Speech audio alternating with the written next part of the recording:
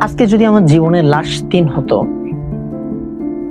তাহলে আমি এখন যে কাজটা করতেছি এটা জানার পরে যে আমি কালকে পৃথিবীতে থাকবো না, তাহলে এই কাজটা যদি না করতাম তাহলে এখন এই মুহূর্তে এই কাজটা ছেড়ে দাও। আর যদি করতাম তাহলে হ্যাঁ এটা চালিয়ে যাও, বললেন স্টিভ জব, যিনি অ্যাপেলের প্রতিষ্ঠাতা। তার জীবনের ব্যর্থতা, স্ট্রাগল, ফেল, সাকসেস সবকিছু থেকে গুরুত্বপূর্ণ 3টে শিক্ষা নিয়ে আজকের ভিডিওতে কথা বলবো, যেগুলো আমাদেরকে লাইফে এগিয়ে যেতে, অনেক দূর যেতে সাহায্য করবে। তাহলে শুরু করি। প্রথম নাম্বার লিসন, রিজেকশন মানে ফেল। আজকাল আমাদের লাইফে, অনেকের লাইফে রিজেকশন আসতেছে। চাকরির জন্য যাচ্ছ, বের করে দিচ্ছে, অপমান করতেছে, বলতেছে যোগ্যতা নেই। স্টিভ জব গড়ে তোলা কোম্পানি, অনেক কষ্ট করলেন, স্ট্রাগল করলেন, স্বপ্নের কোম্পানি থেকে 1985 সালে তার কমিটিরা, তার কিছু সদস্য তার এগেনস্টে লড়াই করে তাকে বের করে দিয়েছে।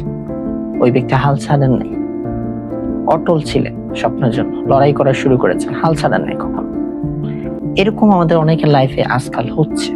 চাকরির জন্য দিচ্ছ, ইন্টারভিউ দিচ্ছ, কেউ পাত্তা দিচ্ছে না, বের করে দিচ্ছে।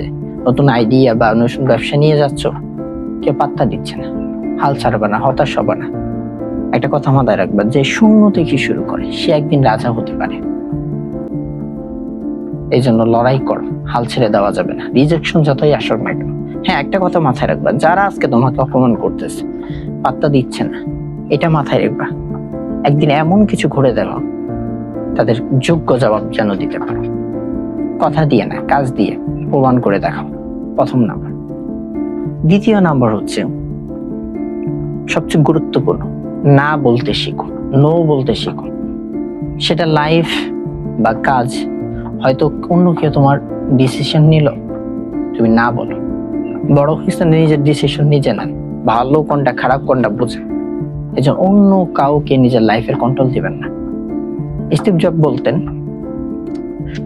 তিনি যখন 1997 সালে আবার নিজের কোম্পানি, যে কোম্পানি থেকে তাকে বের করে দিয়েছে, অ্যাপেলে যখন আবার পুনরায় ফিরে আসলেন, তখন দেখলেন তারা অনেকগুলা প্রোডাক্ট নিয়ে কাজ করা শুরু করেছে।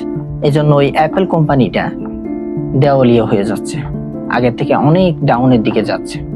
তখন তিনি ফোকাস করলেন 100টা প্রোডাক্টের মধ্যে কখনো ফোকাস আসে না। তিনি যে বলছেন যে কোনো একটা প্রোডাক্ট নিয়ে কাজ করত,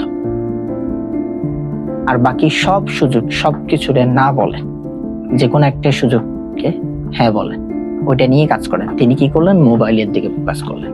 আজকে নিদর্শন দেখালেন, গোটা পৃথিবীতে নাম করা একটা কোম্পানি পরিণত করলেন তিনি, অ্যাপেল। এটা থেকে এটাই শিক্ষা, তোমার লাইফে যত সুযোগ আসুক। কারণ আজকাল আমাদের লাইফে অনেকগুলা, এখন একটা করতেছি, মাথা অনেকগুলো আইডিয়া আসে, বলে পড়াশোনা করব, পাশাপাশি জব করব, ফ্রিল্যান্সিং করব, ভিডিও এডিটিং করব, ইত্যাদি অনেকগুলো আইডিয়া আসে। একটা কথা মাথায় রাখতে পারবা, তুমি একসাথে অনেকগুলো করতে পারবে না। যে কোনো একটা করো, ওইটাতে এক্সপার্ট হও, দেখবা ওইটাতেই তোমার লাইফ, তোমার সফলতায় আসবে। কারণ আজকাল আমাদের মাইন্ডে, ব্রেনটে প্রতি 24 ঘন্টায় 6500-এর মতো চিন্তা আসে, বিজ্ঞানী মেডিকেল সায়েন্স বলতেছে।